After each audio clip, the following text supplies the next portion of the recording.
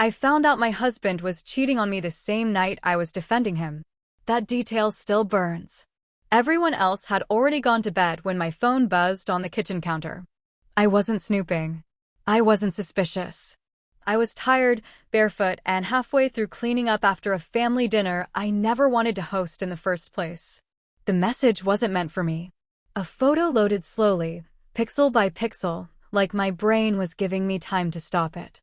It was my husband, shirt off, smiling the way he used to smile only at me. And wrapped around him was my cousin Lily. Not just my cousin, my childhood best friend. The girl who cried on my shoulder at my wedding.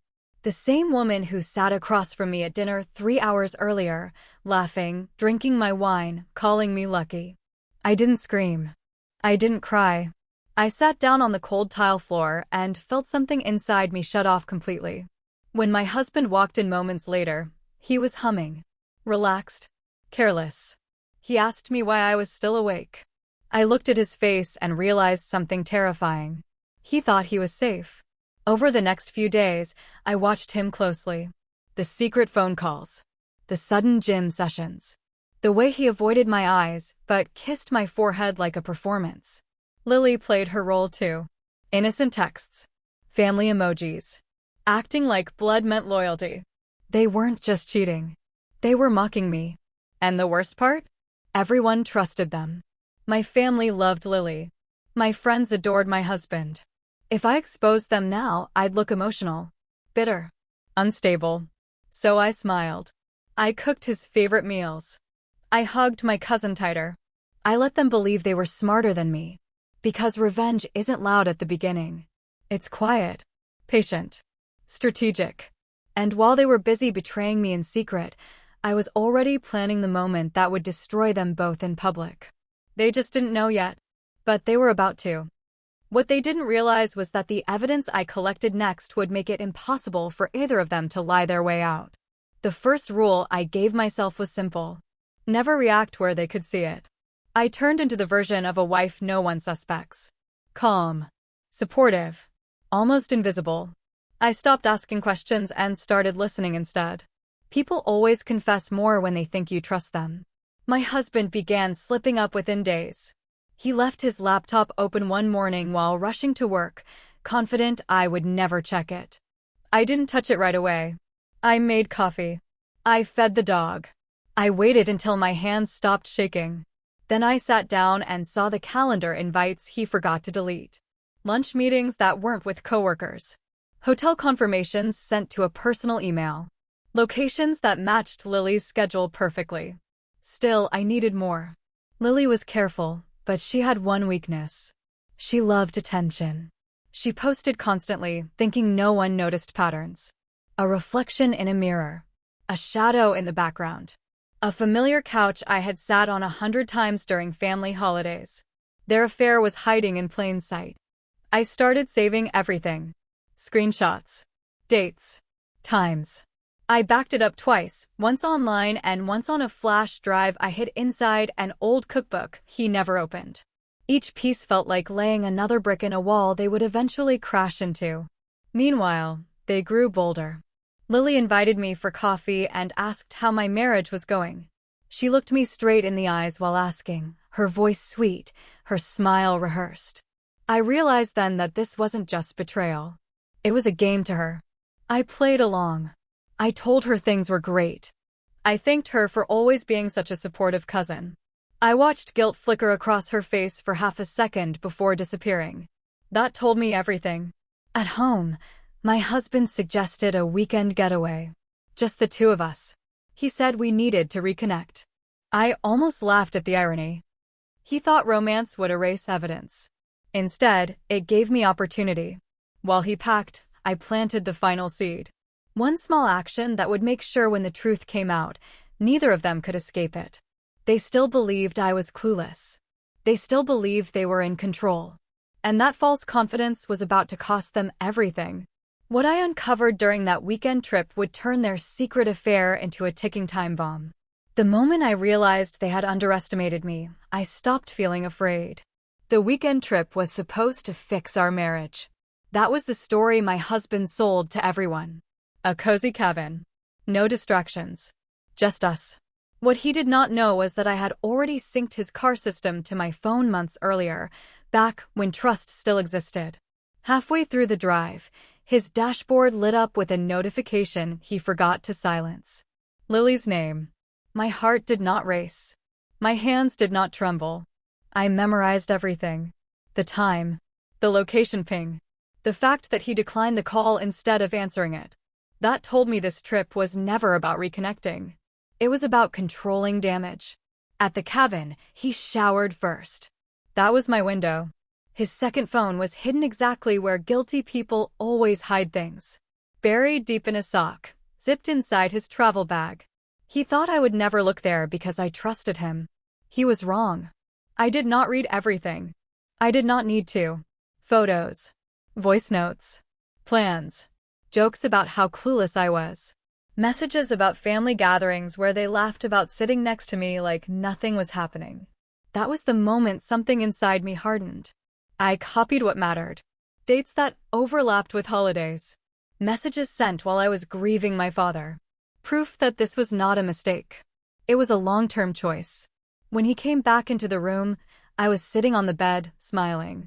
He asked if I was okay. I told him I felt closer to him already. The lie tasted bitter, but it worked. He relaxed. He believed me. That night, while he slept peacefully beside me, I emailed everything to an account only I controlled. I also sent one anonymous message from his phone. Just a single sentence to Lily that would make her nervous without revealing anything. From that moment on, the balance shifted. They were no longer sneaking around freely. They were being watched. Lily's reaction to that message exposed a crack neither of them could hide. Lily cracked faster than I expected.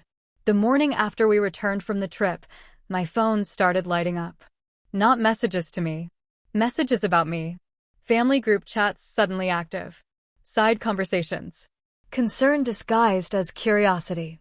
Lily was stirring something, and she was doing it badly. By noon, she called. Her voice was shaky, pretending it was casual.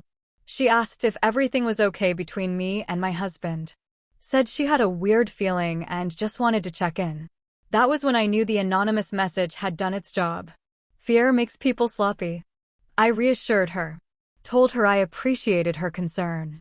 Told her she was family and family always looks out for each other. I could almost hear her swallow on the other end. That afternoon, my husband came home early. Too early. He hovered around me, asking unnecessary questions, watching my face for reactions that never came. Lily had talked to him. I could see it in the way his confidence had thinned. They thought I knew something. They just did not know how much. I began phase 2 quietly. I reached out to a lawyer under the excuse of updating our will. I started organizing financial documents he assumed I never touched. Joint accounts. Property records. Emails that showed exactly when money moved and where it went. Some of it funded their secret weekends. That detail would matter later. At dinner that night, my husband suggested hosting a family gathering the following weekend. A big one. Everyone invited. He framed it as reconnecting, healing, togetherness. Lily immediately agreed in the family chat, adding heart emojis like armor. I agreed too. They believed they were controlling the narrative. What they did not realize was that a public stage was exactly what I needed. Behind the scenes, I prepared carefully. I shared nothing. I accused no one. I let them relax again. Because people only make fatal mistakes when they think the danger has passed. And just when they started breathing easier, I made my move. The evidence I prepared for that family gathering would leave no room for denial or escape. By the time the family gathering arrived, I had stopped seeing them as people. They were pieces on a board now, moving exactly where I expected them to. My husband handled the invitations. Lily helped plan the menu. Everyone praised us for being such a close family. That word almost made me smile. The house filled quickly that afternoon. Laughter echoed through rooms that had heard too many lies. Lily arrived wearing the dress my husband once bought for me and said she found it on sale. He avoided my eyes when I noticed. I let it go. Let everything go. Suspense works best when no one feels threatened. I had already sent quiet messages earlier that week. Nothing alarming. Just gentle reminders to a few key relatives about old tensions, unresolved resentments, forgotten arguments. I did not create drama. I simply reminded people where it already existed. While everyone mingled, I watched Lily and my husband carefully. The way they kept their distance. The way their eyes still found each other across the room. They thought subtlety was safety. It was not. Dinner was served. Glasses clinked. Stories were shared. Compliments flew. I waited. Timing matters more than truth. After dessert, I stood up with a smile and thanked everyone for coming. I said family meant honesty to me. That trust was the foundation of love. Heads nodded. No one suspected what was coming. Then I connected my phone to the living room screen. At first, it looked harmless. Vacation photos. Family moments. Smiles. Familiar places. People relaxed. Lily even laughed. Then the timeline shifted. Dates appeared. Locations. Messages blurred just enough to protect legality, but clear enough to show intent. The room went silent. My husband stood up too quickly. Lily's face drained of color. Gasps filled the space as patterns became undeniable. I did not raise my voice. I did not accuse. I let the evidence speak while I watched everything they tried to hide collapse in real time. And just when they thought it could not get worse, I pressed one more button. The final reveal turned suspicion into undeniable truth and shattered every lie they built. The room stopped breathing.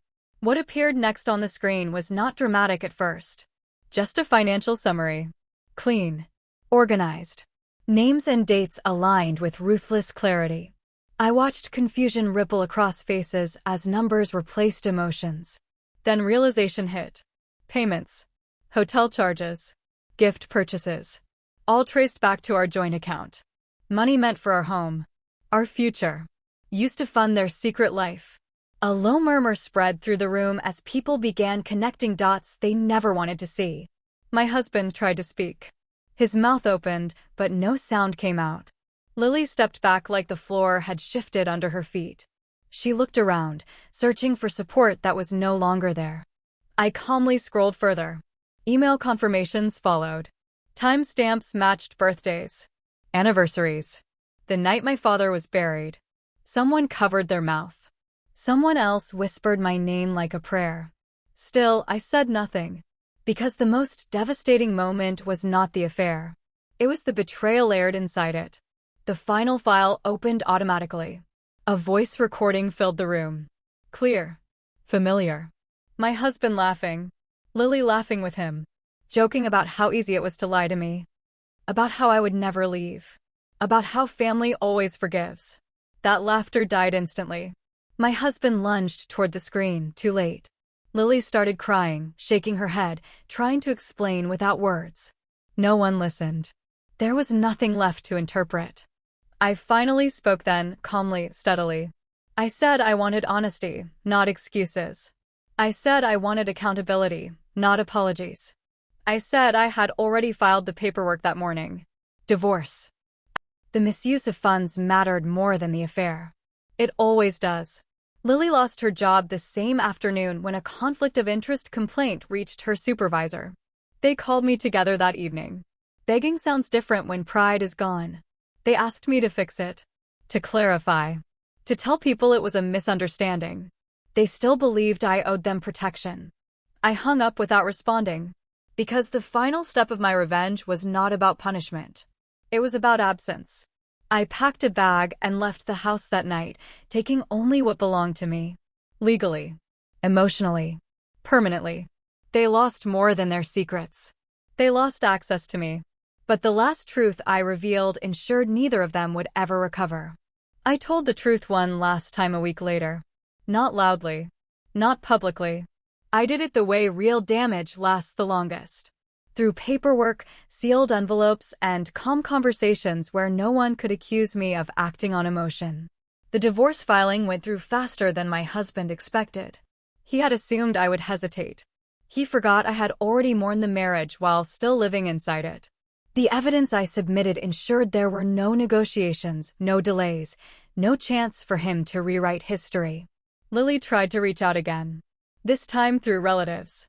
through apologies delivered by people who did not understand the full cost of betrayal. I declined every message. Silence became my final boundary. What neither of them saw coming was the will. My aunt had updated it months before everything collapsed, naming me as executor. Lily had expected a generous inheritance.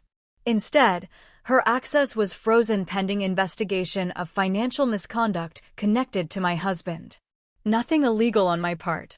Just consequences lining up at the worst possible time for her.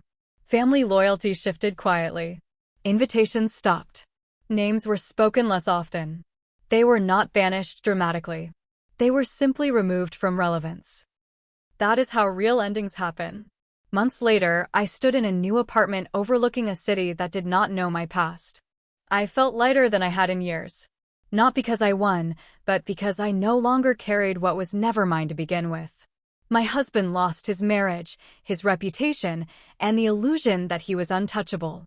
Lily lost trust, stability, and the family she thought would always protect her. I lost nothing. I reclaimed myself. And that was the revenge that destroyed them completely. If this story resonates you, hit the subscribe button and tell me in the comment that where are you watching from. See you in the next one.